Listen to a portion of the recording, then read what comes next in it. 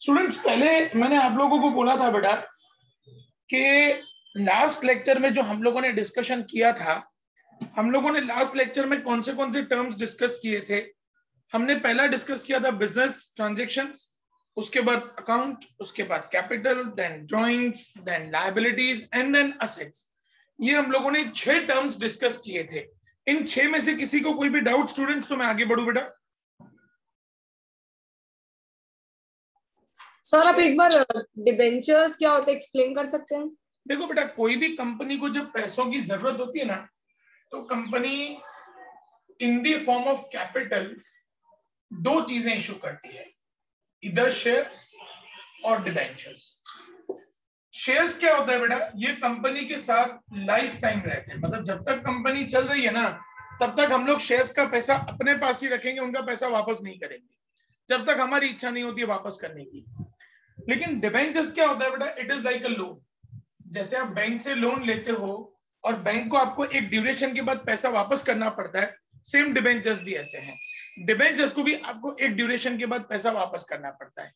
तो ये जो शेयर होल्डर्स है ना, मतलब जो शेयर्स हैं, उनको कंपनी का ओनर बोला जाता है बेटा, क्योंकि इनका पैसा तब तक कंपनी में रहता है जब तक कंपनी वर्किंग करती रहेगी, जब तक कंपनी चलती रहेगी। जबकि डिबेंचर्स जो ना बेटा, ये हमारे बिजनेस के लिए एक तरीके से लायबिलिटी होती है, डेब्ट है, कर्जा। हमको डिबेंचर्स का पैसा 5 साल, 10 साल, 15 साल, जब भी उनका ड्यूरेशन कंप्लीट हो, वो ड्यूरेशन के बाद अपन को उनका पैसा वापस कर देना है। क्लियर बेटा? Yes sir. Sir, debentures are bonds only, no? हाँ, Similar one to and the bonds. Same thing, one and the same thing बेटा। Okay. बॉन्ड्स और डिबेंचर्स दोनों एक ही चीज हैं। दोनों में फर्क इतना होता है बेटा कि जो बॉन्ड्स का ड्यूरेशन होता है वो डिबेंचर से ज्यादा होता है, और बॉन्ड्स की जो वैल्यू होती है वो भी डिबेंचर से ज्यादा होती है।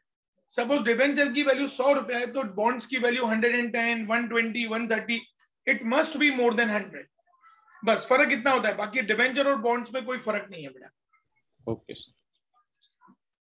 यस स्टूडेंट्स, प्लीज, और किसी को कोई डाउट हो तो पूछिए, नहीं तो हम लोग स्टूडेंट्स टॉपिक को आगे बढ़ाएंगे बेटा।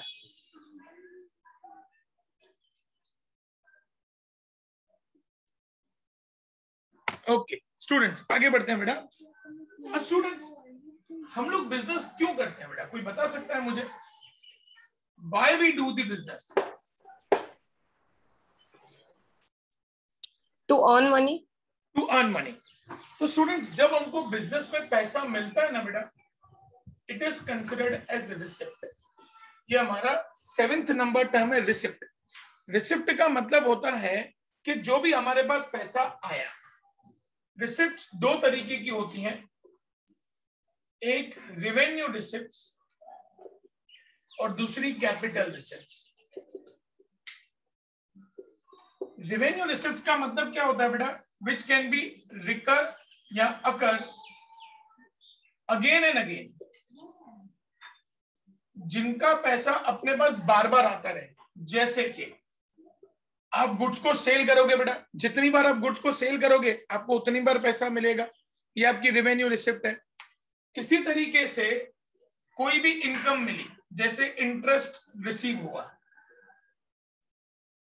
फिर कमीशन रिसीव हुआ, तो ये जो है ना बेटा, ये हमको बार बार मिलते रहते हैं। आपने बैंक में पैसा रखा हुआ है, फिक्स डिपॉजिट करवाया हुआ है, तो जब तक आपका बैंक में फिक्स डिपॉजिट है तब तक उसका आपको इंटरेस्ट मिलता रहेगा। कमीशन है, आप जब जब किसी का काम करोगे तो उसके सामने आपको कमीशन मिलता रहेगा। तो ये ऐसा पैसा है जो हमारे पास बार बार आता रहता है, इसलिए हम लोग उसको कहते हैं students revenue receipt. Amount which can be recurred या which can be occurred again and again, which can be received again and again, is considered as our revenue receipt. मतलब जो पैसा आपको बार बार मिलता रहे वो आपका रेवेन्यू रिसिप्ट कहलाता है। On the contrary, capital receipts are the amount which is received for long duration.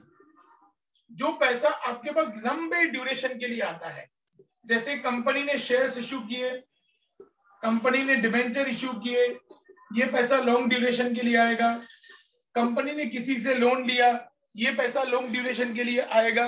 Bank से लोन लिया, फ्रेंड से लोन लिया, मतलब जो पैसा आपको लॉन्ग ड्यूरेशन के लिए मिलता है, it is considered as our capital receipt.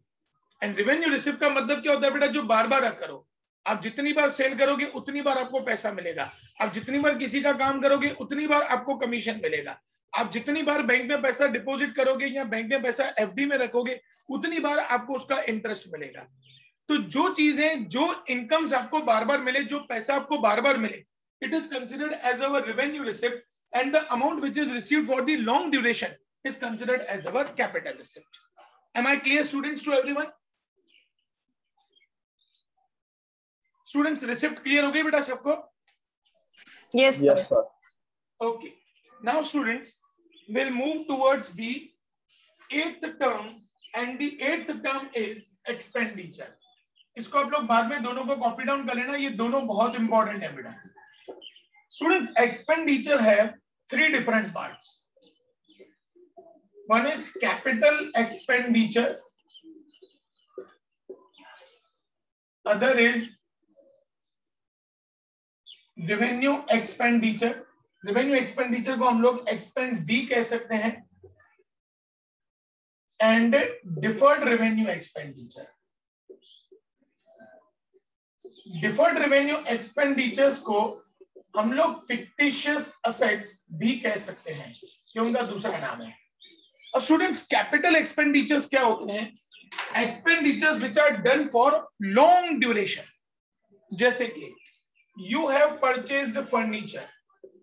अब ऐसा तो नहीं ना बेटा कि घर का फर्नीचर हम लोग हर साल या ऑफिस का फर्नीचर हम लोग हर साल चेंज करवाएंगे।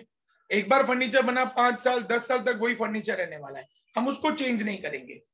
इसी तरीके से मशीन है, एक बार परचेज कर ली बेटा तो 4-5 साल 10 साल तक वही मशीन चलेगी। व्हीकल्स हैं, हम लोगों ने एक बार कार लिया, 2 व्हीलर लिया तो वो 4-5 साल 10 साल हमारे पास रहेगा ही रहेगा। So the payments which are done for longer duration are considered as our capital expenditure.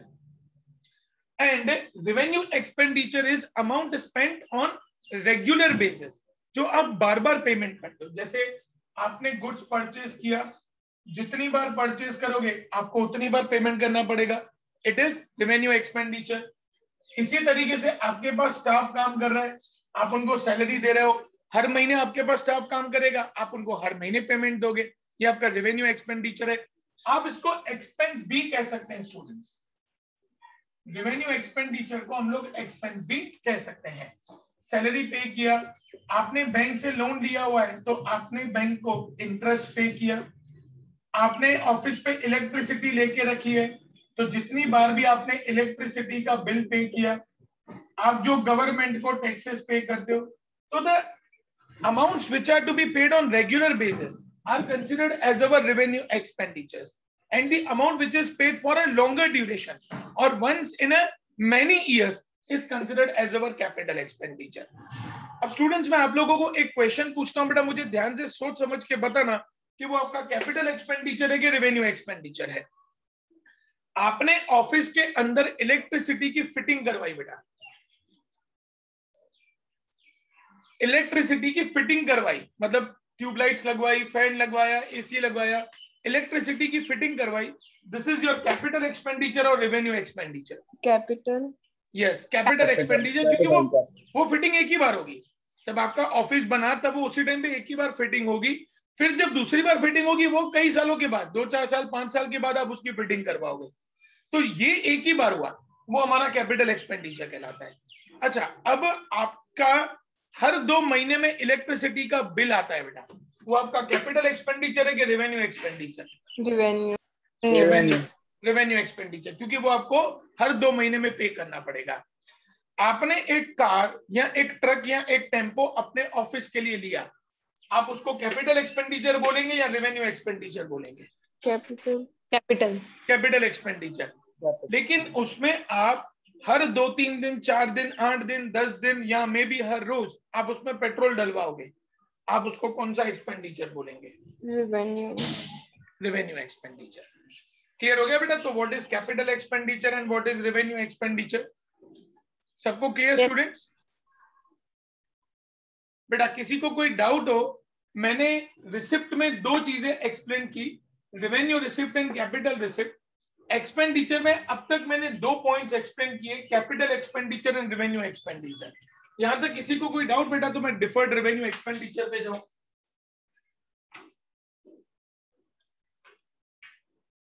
Okay students, deferred revenue expenditures को हम लोग फिक्टिशियस असेट्स भी कहते हैं, जो मैंने आपको लास्ट लेक्चर में बताया था। फिक्टिशियस असेट्स या डिफर्ड रेवेन्यू एक्सपेंडिचर मतलब ऐसे एक्सपेंस जो हम लोग एक ही बार पे करते हैं लेकिन जिनका बेनिफिट हमको कई सालों तक मिलता है। मैंने आपको जैसे बताया था, कोई भी कंपनी स्टार्ट करते हुए हम लोग प्रिलिमिनरी एक्सपेंस पे करते हैं। It is to be paid once in a life time, वो एक ही बार पे किया जाता है पूरी जिंदगी भर में, तो वो हमारा डिफर्ड रेवेन्यू एक्सपेंडिचर कहलाता है। इसी तरीके से एडवर्टाइजमेंट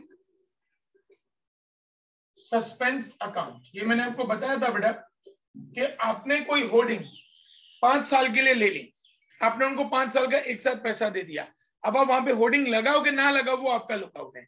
तो ऐसे एक्सपेंडिचर जो हम लोग एक ही बार पे करते हैं लेकिन उसका बेनिफिट हमको कई ईयर्स तक मिलता रहता है, उनको हम लोग यहाँ फिक्टिशियस असेट्स कहते हैं या डिफर्ड रेवेन्यू एक्सपेंडिचर कहते हैं। Am I clear students to everyone? Sir yes बेटा। तो सर कैपिटल एक्सपेंडिचर और डिफर्ड रेवेन्यू एक्सपेंडिचर में फिर डिफरेंस क्या हुआ? क्योंकि देखो बेटा, दोनों मैं बताता हाँ, हूँ। कैपिटल एक्सपेंडिचर में क्या होता है बेटा, आप उसको कभी भी बेचोगे ना तो आपको पैसा वापस मिलेगा, लेकिन डिफर्ड रेवेन्यू एक्सपेंडिचर्स ऐसे हैं बेटा जिनका पैसा आपको वापस नहीं मिलने वाला कभी भी। से सपोज आपने व्हीकल लिया बेटा, आपने 4 साल 5 साल तक व्हीकल को यूज किया, अब आप व्हीकल को बेचोगे तो पैसा मिलेगा ना बेटा, मिलेगा कि नहीं मिलेगा अनोखी? yes, मिलेगा ना। लेकिन यहाँ पे आपने जो कंपनी स्टार्ट करते हुए आपने जो प्रिलिमिनरी एक्सपेंस पे किए, अगर आप कंपनी बंद कर रहे हो बेटा तो गवर्नमेंट आपको पैसा वापस करेगी क्या? No sir. क्लियर हो गया बेटा दोनों के बीच में? Yes sir. कैपिटल एक्सपेंडिचर ऐसी चीजें जिनका पैसा आपको वापस मिल सकता है। जैसे आपने सपोज बिल्डिंग लिया बेटा कोई, तो बिल्डिंग आपने 4 साल 5 साल 10 साल यूज किया, 10 साल के बाद बेचोगे तो उसका पैसा आपको मिलेगा, वो आपका कैपिटल एक्सपेंडिचर है। लेकिन ये ऐसे ना, जैसे आपने एक होर्डिंग लिया 5 साल के लिए, अब आप उस होर्डिंग को किसी को दे नहीं सकते हो बेटा, वो होर्डिंग आपका ही है, और आप जब 5 साल के बाद उनको वापस करोगे तो वो आपको एक पैसा वापस नहीं करने वाले। तो ये जो डिफर्ड रेवेन्यू एक्सपेंडिचर्स हैं, इनका एक भी पैसा आपको वापस नहीं मिलने वाला। क्लियर हो बेटा मैं अनोखी? Yes sir. ओके स्टूडेंट्स, इसको फटाफट नोट डाउन कर लो बेटा, तो हम लोग नेक्स्ट टर्मिनोलॉजीज पे जाए बेटा। इसको नोट डाउन करते हुए आपके डाउट्स भी पूछते रहना बेटा मेरे से, जो भी पता ना चले।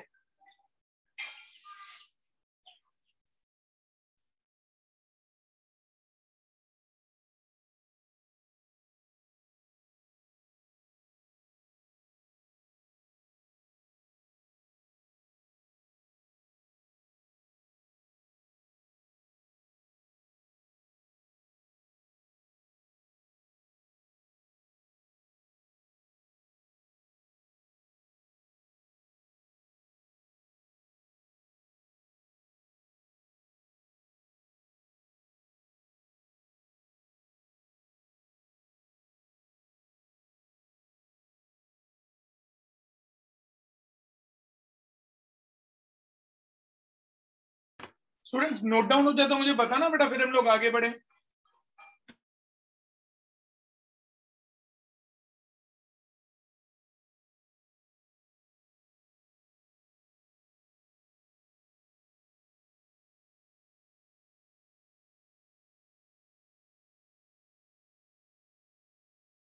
सर आप एक बार रेवेन्यू एक्सपेंडिचर के एग्जांपल रिपीट कर सकते हैं जो आपने लिखे हैं? परचेज है, जितनी बार आप परचेज करोगे उतनी बार आपको पैसा देना पड़ेगा। देन सैलरी है, स्टाफ को आपको हर महीने सैलरी देनी पड़ेगी। इंटरेस्ट है, इलेक्ट्रिसिटी का बिल है, टैक्सेस हैं, ये सारे हमारे रेवेन्यू एक्सपेंडिचर हैं।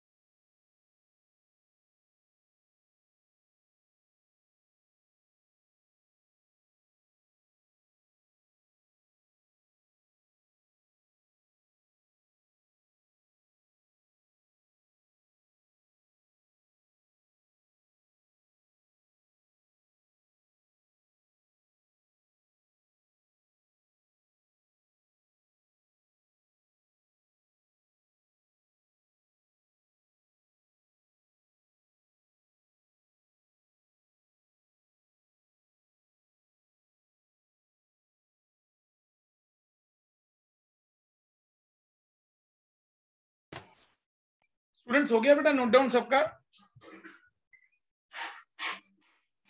Yes sir. Okay. Shall we go ahead, students? Yes, sir. Okay. Students, to run business, अगर हमको बिजनेस चलाना है बेटा, तो हमको कुछ खर्चा करना पड़ता है बिजनेस के पीछे, and that is considered as expense in business terminology. अब वो एक्सपेंसेस कौन से होते हैं? जैसे आपको स्टाफ को सैलरी पे करना पड़ेगा. अगर आप स्टाफ को सैलरी नहीं दोगे तो स्टाफ काम करेगा क्या आपके पास? No, sir. नहीं करेगा. तो आपको स्टाफ को सैलरी देनी पड़ेगी. अगर आपने ऑफिस रेंट पे लिया हुआ है तो आपको रेंट पे करना पड़ेगा. अगर आपने किसी से लोन लिया है तो उसको आपको इंटरेस्ट देना पड़ेगा. आपको एडवर्टाइजमेंट करना पड़ेगा, तभी पब्लिक को पता चलेगा कि आपकी फर्म क्या कर रही है. तो स्टूडेंट्स, बिजनेस चलाने के लिए हमारे लिए कुछ सर्विसेज जरूरी होती हैं या कुछ चीजें जरूरी होती है जो हमको बिजनेस में करनी पड़ती हैं, और उन सर्विसेज और उन चीजों के लिए हम लोगों को बार बार कुछ पेमेंट्स करने पड़ते हैं, जिनको हम लोग स्टूडेंट्स एक्सपेंस कहते हैं. अब एक्सपेंस में कई बार क्या होता है बेटा, बिजनेसमैन दो चीजें करता है. एक वो प्रीपेड एक्सपेंस करता है. प्रीपेड एक्सपेंस का दूसरा नाम है एक्सपेंस पेड इन एडवांस. जैसे सपोज करो मेरे पास कोई वर्कर काम कर रहा है बेटा, उसने मेरे को बोला कि सर मेरे को 3 महीने की सैलरी एडवांस चाहिए, मुझे पैसों की जरूरत है. तो मैंने उसको 3 महीने की सैलरी एडवांस में दे दी. उसको हम लोग कहते हैं student expense paid in advance. या जो ऑफिस मेरा रेंट पे है, उस ऑफिस के ओनर ने मेरे को बोला कि मैं 3 महीने का रेंट जो भी आपका एडवांस में लूंगा तो ही मैं आपको ऑफिस कंटिन्यू करने दूंगा. मैंने कहा ओके, मैंने 3 महीने का रेंट उनको एडवांस में दे दिया. वो हमारा कहलाता है एक्सपेंस पेड इन एडवांस. मतलब आप जो एक्सपेंस इसको पहले ही पे करके चल रहे हो वो आपका कहलाता है expense paid in advance. Am I clear students to everyone? Yes sir. दूसरा ही इसका पार्ट आता है outstanding expenses. Students, outstanding expense का मतलब क्या होता है? जैसे 2 महीने से मेरे बिजनेस का पोजीशन थोड़ा सा ठीक ठाक है, तो मैंने 2 महीने से मेरे स्टाफ को पैसा नहीं दिया, उनकी सैलरी 2 महीने से बाकी है, उसको हम लोग कहते हैं स्टूडेंट्स आउटस्टैंडिंग एक्सपेंस. मतलब जो ड्यू हो गया है, उन्होंने 2 महीने मेहनत किया तो उनको 2 महीने की सैलरी ड्यू हो गई है, लेकिन किसी रीजन की वजह से मैं उनको सैलरी नहीं पे कर पा रहा हूं. That is considered as a student's outstanding expense. Clear हो गया बेटा सब लोगों को? स्टूडेंट्स, एक्सपेंस क्या है? स्टूडेंट्स, एक्सपेंस क्लियर हो गया बेटा सब लोगों को? Yes, sir. ओके. अब एक्सपेंस के 2 पार्ट मैंने आपको बताया, prepaid expense and outstanding expense. ये भी क्लियर हो गया बेटा सब लोगों को? Yes sir. ओके. अब स्टूडेंट्स, हम लोग चलते हैं बेटा 10th नंबर टर्म पे, which is income. Students, income का मतलब क्या होता है बेटा? बिजनेस में कई बार ऐसी चीजें होती हैं कि जो जैसे हम लोग कुछ पेमेंट्स करते हैं उसी तरीके से कुछ पैसे आते भी हैं हमारे पास, जिनको हम लोग इनकम कहते हैं. जैसे कि आपने बैंक में एफडी करवाई तो वहां से आपको इंटरेस्ट मिलेगा. आपने किसी का काम किया तो उसके सामने आपको कमीशन मिलेगा. इसी तरीके से आपके पास अगर किसी कंपनी के शेयर्स हैं तो उनके प्रॉफिट में से आपको हिस्सा मिलेगा, उसको हम लोग कहते हैं डिविडेंड रिसीव्ड. तो ये हमारी कहलाती है इनकम. हम अगर किसी को पे करें students, it is considered as expense, but on the contrary if we are receiving, अगर हमको मिल रहा है, then it is considered as our income. Clear हो बेटा में स्टूडेंट्स? स्टूडेंट्स क्लियर हो बेटा में? Yes, sir. So, अब स्टूडेंट्स, इनकम के बाद जो 11th नंबर आ रहा है बेटा, दैट इज प्रॉफिट. स्टूडेंट्स, हम लोग बिजनेस क्यों करते हैं बेटा? Why we do the business? Obviously to earn profit. हम लोग प्रॉफिट कमाने के लिए ही बिजनेस करते हैं. इसीलिए क्या होता है स्टूडेंट्स, जब हम लोग प्रॉफिट कब कर पाते हैं बेटा? लॉजिक समझना स्टूडेंट्स. प्रॉफिट की एक जनरल फॉर्मूला है बेटा, SP minus CP. SP stands your selling price and CP stands your cost price. मतलब जो भी चीज आपने, सपोज ये मार्कर मैंने 15 रुपए में बनाया बेटा और मैं उसको 25 रुपए में बेच रहा हूं, तो 10 रुपए मेरा प्रॉफिट है, 15 रुपए उसकी कॉस्ट प्राइस है, 25 रुपए उसकी सेलिंग प्राइस है, मैं 10 रुपए ज्यादा में बेच रहा हूं, that is considered as our profit. लेकिन प्रॉफिट सिर्फ हम लोग गुड्स बेचें उसके ऊपर हो ऐसा जरूरी नहीं है स्टूडेंट्स. बिजनेस के अंदर, बिजनेस में कई बार प्रॉफिट और तरीके से भी मिलता है. अब और तरीके से कैसे मिलता है बेटा? कभी कभी सेल ऑफ प्रॉपर्टी पे हमको प्रॉफिट मिलता है. जैसे सपोज करो मैंने बिजनेस के लिए एक बिल्डिंग लिया, 5 करोड़ में बिल्डिंग लिया था, 5 साल यूज किया, 5 साल के बाद मैंने उसको बिल्डिंग को बेचा तो मुझे उसके सामने 8 करोड़ रुपया मिला, तो 3 करोड़ रुपया मेरा प्रॉफिट हो गया. तो प्रॉफिट सिर्फ ऐसा नहीं है कि हम लोग जब गुड्स बेचेंगे तभी हमको प्रॉफिट मिलेगा. कभी कभी प्रॉपर्टी बेचने से भी हमको स्टूडेंट्स बिजनेस के अंदर प्रॉफिट हो सकता है. कभी कभी बिजनेसमैन क्या करता है, अपना पैसा इन्वेस्ट करता है स्टॉक मार्केट के अंदर या ऐसे किसी जगह पे इन्वेस्ट करता है, और जब उसको सामने रिटर्न अच्छा मिलता है तो वो उन स्टॉक्स को, उन शेयर्स को बेच के प्रॉफिट जनरेट कर लेता है. तो स्टूडेंट्स, हम लोग जब भी बिजनेस करते हैं तब हम लोग बिजनेस प्रॉफिट के लिए करते हैं. प्रॉफिट 2 तरीके से होता है, या तो गुड्स बेचने से प्रॉफिट होगा, या तो हम लोग कोई प्रॉपर्टीज या अपने किसी इन्वेस्टमेंट को बेचेंगे तब हमको प्रॉफिट मिलेगा. स्टूडेंट्स, 11th नंबर क्लियर हो गया बेटा सबको? Yes sir. Students, Yes, sir. Profit या गेन दोनों बात एक ही है बेटा. कहीं कहीं पे उसको प्रॉफिट बोला जाता है तो कहीं कहीं पे उसको गेन बोला जाता है. गेन आपका टर्म नंबर 12 है. प्रॉफिट भी बोल सकते हैं और अपन उसको गेन भी कह सकते हैं. इसी तरीके से स्टूडेंट्स, आप लोगों का जो 13 नंबर टर्म आता है वो आता है लॉस. लॉस का मतलब क्या होता है बेटा स्टूडेंट्स? कोई भी बिजनेसमैन कभी नहीं चाहता कि मैं प्रॉफिट ना करूं, but many times it happens कि उनको बिजनेस में लॉस बेयर करना पड़ता है. जैसे अभी आप लोग देख रहे हो बेटा, पिछले 1 साल से सारे बिजनेस अनसर्टन चल रहे हैं ना बेटा, सारे बिजनेस अनसर्टन. Yes sir. कई सारे लोगों को लॉस भी बेयर करना पड़ा. अब लॉस किस एंगल से बेयर करना पड़ा उन लोगों को? स्टूडेंट्स, जब आप बिजनेस करते हो बेटा, आपके गुड्स बिके या ना बिके, कुछ चीजें ऐसी होती है ना जो आपको फिक्स देनी होती हैं.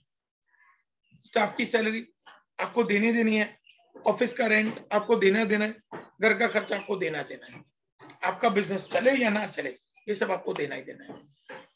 तो कई बार ऐसा होता है बेटा बिजनेस के अंदर कि हमारे जो एक्सपेंसेस होते हैं वो मोर देन हो जाते हैं, मतलब ज्यादा हो जाते हैं कंपैरिजन टू आवर इनकम. मतलब हमारे बिजनेस में से जो खर्चे होते हैं ना बेटा, वो खर्चे ज्यादा हो जाते हैं. तो ऐसी सिचुएशन में कई बार हमको बिजनेस में लॉस बेयर करना पड़ता है. कई बार ऐसा भी होता है बेटा कि आप अपनी प्रॉपर्टी को सेल कर रहे हैं, वो प्रॉपर्टी आपको नुकसान में बेचनी पड़ती है. आपने प्रॉपर्टी ली 5 करोड़ में, आपको पैसों की अर्जेंट जरूरत है, आप उसको 4 करोड़ में बेच रहे हैं, 1 करोड़ रुपए का लॉस भी बेयर करना पड़ेगा.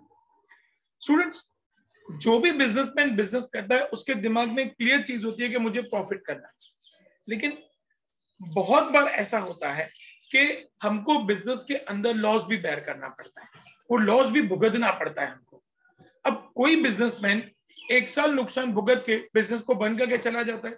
कोई बिजनेसमैन जिसके पास अच्छा खासा पैसा होता है 2-3 साल 4 साल नुकसान भुगतने के बाद भी वो अपने बिजनेस को कंटिन्यू करता है कि हाँ, कभी ना कभी मेरा बिजनेस वापस प्रॉफिट में आ जाएगा.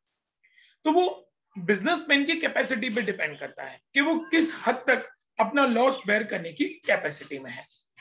स्टूडेंट्स, लॉस कुछ और भी एंगल से होता है. जैसे कई बार क्या होता है बेटा, गुड्स बर्न, आग लगती, ऑफिस के अंदर, गोडाउन के अंदर आग लग गई, गुड्स जल गए, फर्नीचर जल गया, सब कुछ खत्म हो गया, ये भी लॉस है हमारा. कई बार थेफ्ट हो जाता है, चोरी हो जाती है, ये भी हमारा लॉस है. गुड्स रखे थे अपन ने, चोरी हो गया. ज्वेलरी वाला है, उसने गोल्ड रखा था, चोरी हो गया, खत्म, बिजनेस ही खत्म हो गया. क्योंकि चोरी हो गया तो वो पैसा तो कब मिलेगा किसी को पता ही नहीं है. अब वापस इतना सारा पेमेंट कैसे करेगा और वापस अपना बिजनेस कैसे खड़ा करेगा. तो ये भी स्टूडेंट्स लॉस के बिजनेस के अंदर पार्ट्स हैं. ये सारे ऐसे रीजंस हैं जिसकी वजह से हमको बिजनेस के अंदर लॉस बेयर करना पड़ सकता है. स्टूडेंट्स, 9, 10, 11, 12 and 13 सारे टर्मिनोलॉजीज क्लियर बेटा सब लोगों को? सर यस बेटा प्लीज। सर आप 10th में वो जो आपने पार्ट्स लिखे एक बार आप समझा सकते हो, कमीशन और देखो बेटा, इंटरेस्ट रिसीव का मतलब क्या होता है कि आपने बैंक में पैसा रखा है या आपने किसी को पैसा दिया है और वो पर्सन आपको उसके सामने इंटरेस्ट दे रहा है, तो आपको हर महीने हर 2 महीने आपको इंटरेस्ट मिलता रहेगा, तो that is considered our income, interest received. फिर उसके बाद आता है कमीशन रिसीव्ड। जैसे आपने किसी का काम किया, जैसे ब्रोकर्स होते हैं बेटा, जैसे मान लो मेरा प्रॉपर्टी डीलिंग का काम है, तो जितनी बार मैं प्रॉपर्टी की डीलिंग करूंगा उतनी बार मुझे कमीशन मिलेगा, तो ये कमीशन रिसीव्ड मेरी इनकम है। डिविडेंड रिसीव्ड, मेरे पास किसी कंपनी के शेयर्स पड़े हैं बेटा, वो कंपनी जब जब प्रॉफिट करेगी तब तब उस प्रॉफिट मुझे हिस्सा मिलेगा, वो मेरा डिविडेंड रिसीव्ड कहलाता है। क्लियर अनोखी? Yes sir. ओके स्टूडेंट्स, 9, 10, 11, 12, 13 ये फटाफट सारे टर्म्स आप लोग नोट डाउन कर लो। अगर कहीं पे भी कोई डाउट हो बेटा तो पूछो पहले, फिर अपन आगे बढ़े।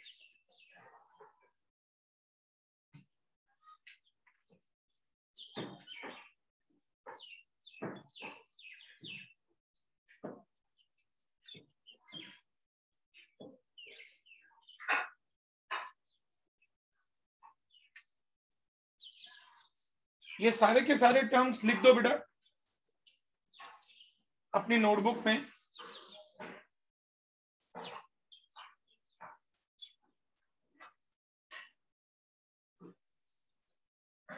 और अगर इन टर्म्स में कोई डाउट हो बेटा तो पूछो, तो मैं फिर आगे के टर्म्स डिस्कस करूं।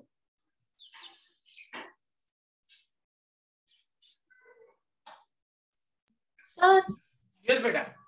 सर इंटरेस्ट, कमीशन और डिविडेंड एक तरह से हमारे प्रॉफिट में गिना जा सकता है? हाँ बिल्कुल बेटा, इनकम है ना हमारी, इनकम है हमारी, उसको प्रॉफिट में कंसीडर करेंगे बेटा अपन। ओके।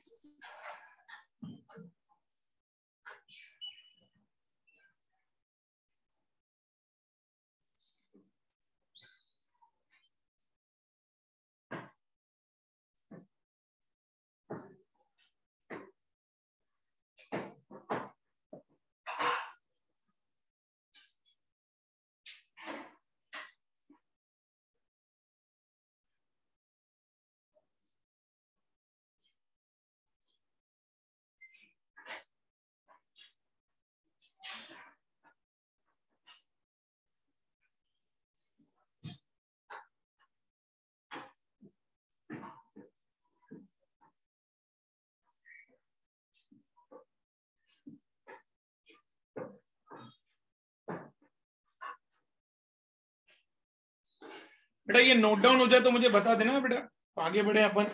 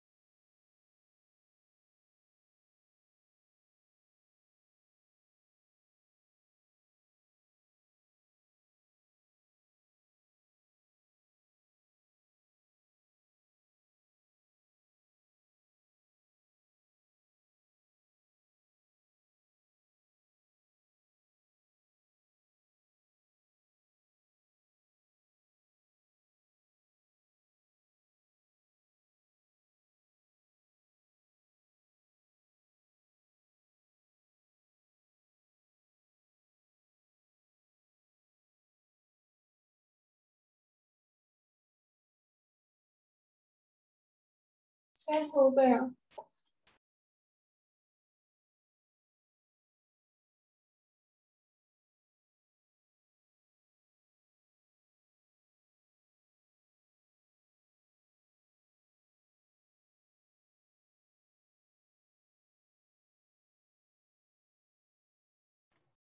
बेटा कंप्लीट हो गया सबका स्टूडेंट्स?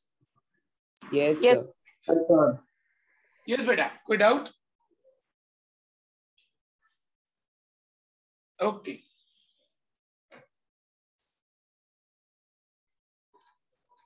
स्टूडेंट्स दो टर्म्स में आपको और एक्सप्लेन कर रहा हूं बेटा, मैं उनके नंबर लिख देता हूं क्योंकि मैं आगे पीछे कर रहा हूं थोड़ा। इसके बाद के जो कुछ टर्म्स है ना बेटा, मुझे सारे एक साथ लेने पड़ेंगे, इसीलिए मैंने अभी आप लोगों को 23 एंड 24 दो टर्म्स में आपको अभी एक्सप्लेन कर रहा हूं। एक है कॉस्ट और एक है वाउचर। बाकी के टर्म्स अपन फिर नेक्स्ट लेक्चर में कंटिन्यू करेंगे क्योंकि कुछ 8 टर्म्स ऐसे हैं बेटा जो एक साथ मुझे लेने पड़ेंगे। Students cost, anyone knows what is cost? किसी को पता है बेटा कॉस्ट क्या होता है? Anyone students? स्टूडेंट्स कॉस्ट का मतलब होता है किसी भी चीज को बनाने का खर्चा। आप कोई भी चीज बना रहे हो, उस चीज को बनाने के लिए आपने टोटल कितना पैसा दिया, दैट इज योर कॉस्ट। आपने घर बनाया बेटा, 1 करोड़ रुपए की जमीन ली, 1 करोड़ उसके पीछे आपने खर्चा किया, तो आपकी कॉस्ट हो जाएगी 2 करोड़ रुपीस। मार्कर आपने बनाया, मटेरियल, लेबर का पैसा, सब कुछ इंक्लूड करके एक मार्कर आपको 15 रुपए में पड़ा, that is considered as your cost, वो आपकी कॉस्ट कहलाती है। स्टूडेंट्स हर एक बिजनेसमैन कोशिश यही करता है, कॉस्ट का मतलब होता है total amount paid for goods. कोई भी चीज बनाने के लिए आप जो टोटल पैसा दे रहे हो वो आपका कॉस्ट कहलाता है। हर एक बिजनेसमैन यही ट्राई करता है बेटा कि हमारा जो सेलिंग प्राइस है वो कॉस्ट प्राइस से ज्यादा आना चाहिए। मतलब हम लोग जिस प्राइस पे कोई भी गुड्स बेचें वो कॉस्ट से ऊपर होना चाहिए, तभी हमको बिजनेस में प्रॉफिट मिल सकता है। लेकिन कभी कभी पता है क्या होता है स्टूडेंट्स, सेलिंग प्राइस कम हो जाती है कॉस्ट प्राइस के कंपैरिजन में, वो अपना लॉस बन जाता है। अब ऐसा क्यों होगा? हमारी जो कॉस्ट होगी भाई, जैसे 15 रुपए में मार्कर बनाया लेकिन मुझे उसको 12 रुपए में बेचना पड़ेगा, ऐसा कब होगा स्टूडेंट्स? कोई बता सकते हो मेरे को, ऐसा कब होगा? जब डिमांड नहीं होगी सर। हाँ, डिमांड नहीं होगी, या चीज आउटडेटेड हो गई या पुरानी हो गई, कोई लेने को तैयार नहीं है, तो हम लोग बोलेंगे बेचो उसको, जितने में बिकता है बेचो उसको। तो स्टूडेंट्स हर एक बिजनेसमैन यही ट्राई करता है कि हमेशा हमारी जो सेलिंग प्राइस है वो कॉस्ट प्राइस से ज्यादा होनी चाहिए ताकि हमको प्रॉफिट मिले। बट समटाइम्स इट हैपेंस कि हम लोगों को कम प्राइस पे भी चीज को बेचना पड़ता है। स्टूडेंट्स कॉस्ट क्लियर बेटा? 23 number term. Yes sir. 24 number voucher. Students आप लोगों में से कोई शॉपिंग के लिए जाता है? अभी नहीं, यूजुअली अभी जो सब बंद है, लॉकडाउन है। Yes sir. जाते हो ना स्टूडेंट्स? आप लोग शॉपिंग करने के लिए जाते हो? इवन अभी भी आप लोग बेटा कहीं पे डीमार्ट वगैरह में आप लोग जाते हो परचेजिंग करने के लिए, तो आप लोग जब सामान लेते हैं तो सामान लेने के बाद वो लोग आपको एक लंबा सा बिल दे देते हैं, देते हैं ना बिल स्टूडेंट्स? आता है ना Yes. Bill? Yes, sir.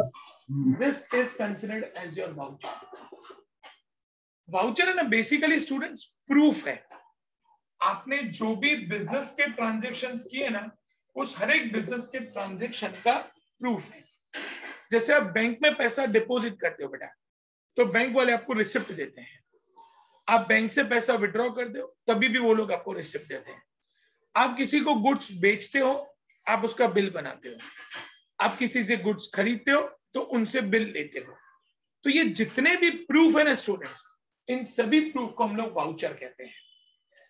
Students business के अंदर ये जो वाउचर्स हैं, ये वाउचर्स हमारे बहुत इंपॉर्टेंट है, क्योंकि इन वाउचर्स के बेसिस पे ही बिजनेस के ट्रांजैक्शंस को रिकॉर्ड किया जाता है। वाउचर होगा तो बिजनेस के ट्रांजैक्शंस रिकॉर्ड नहीं होंगे, वाउचर नहीं होगा तो प्रूफ किस चीज का ट्रांजैक्शन आप रिकॉर्ड कर रहे हो? आपके पास प्रूफ तो है ही नहीं। तो प्रूफ होने के लिए हमारे पास वाउचर्स इंपॉर्टेंट है। तो हर एक बिजनेसमैन चाहे वो गुड्स बेचे, वो गुड्स खरीदे, किसी को पैसा दे या किसी से पैसा ले, बैंक में पैसा भरे या बैंक से पैसा निकाले, इस हर एक सिचुएशन में वो कोई प्रूफ क्रिएट करता है। और उस हर एक प्रूफ को हम लोग वाउचर कहते हैं। Clear students? 24 number voucher clear बेटा सबको? Yes sir. Yes sir. Cost and voucher दोनों क्लियर हो गया बेटा सब लोगों को? किसी को डाउट इन दोनों में? ओके, नोट डाउन कर दो बेटा इसको स्टूडेंट्स। सर लास्ट लाइन क्या लिखा है? Business transaction record.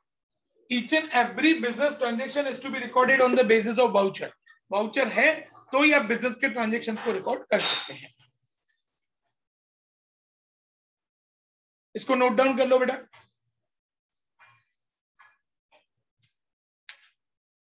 और स्टूडेंट्स आज हम लोगों ने जितने भी टर्म्स डिस्कस किए उन सभी टर्म्स को एक बार देख लो। कोई डाउट हो बेटा उसमें तो पूछ लो मेरे को।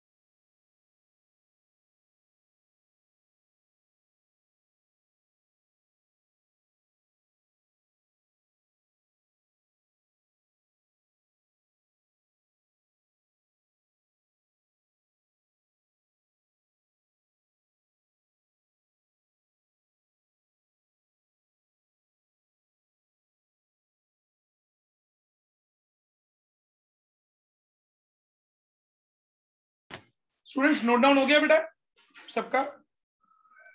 Yes sir.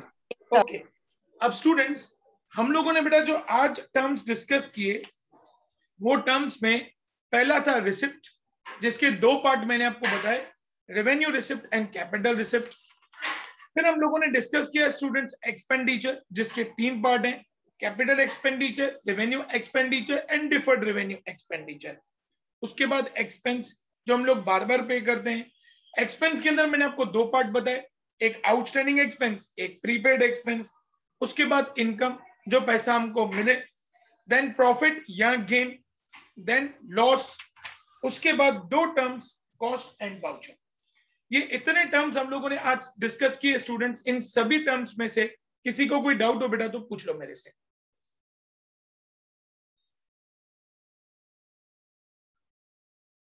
ग्रेट, किसी को कोई डाउट नहीं है स्टूडेंट्स? ओके, अब स्टूडेंट्स मैंने आप लोगों को बेटा शीट ऑलरेडी भेजी हुई है। ये जितने भी टर्म्स मैंने आप लोगों को आज बताए हैं उनको आपको उस शीट में से रीड आउट करना है। परसों के लेक्चर में पहले हम लोग उसका डाउट सॉल्व करेंगे और उसके बाद हम लोग आगे के टर्म्स को डिस्कस करेंगे। क्लियर हो बेटा मैं सबको students? Sir yes yes Zainab. Sir परसों भी 11 क्लॉक ही होगा सर? नहीं नहीं, परसों तो बेटा 1:30 रेगुलर। आज एक्चुअली क्या बेटा मेरा वैक्सीन का सेकंड डोज है नून में, तो मेरे को जाना है बेटा, मेरा अपॉइंटमेंट है इसीलिए। ओके ओके ठीक है बेटा, परसों तो रेगुलर बेटा जो अपना 1:30 होता है 1:30 पे लेक्चर है। ओके स्टूडेंट्स, तो परसों मिलते हैं बेटा लेक्चर में। Till then bye bye everyone. Bye sir, thank you sir. Bye बेटा।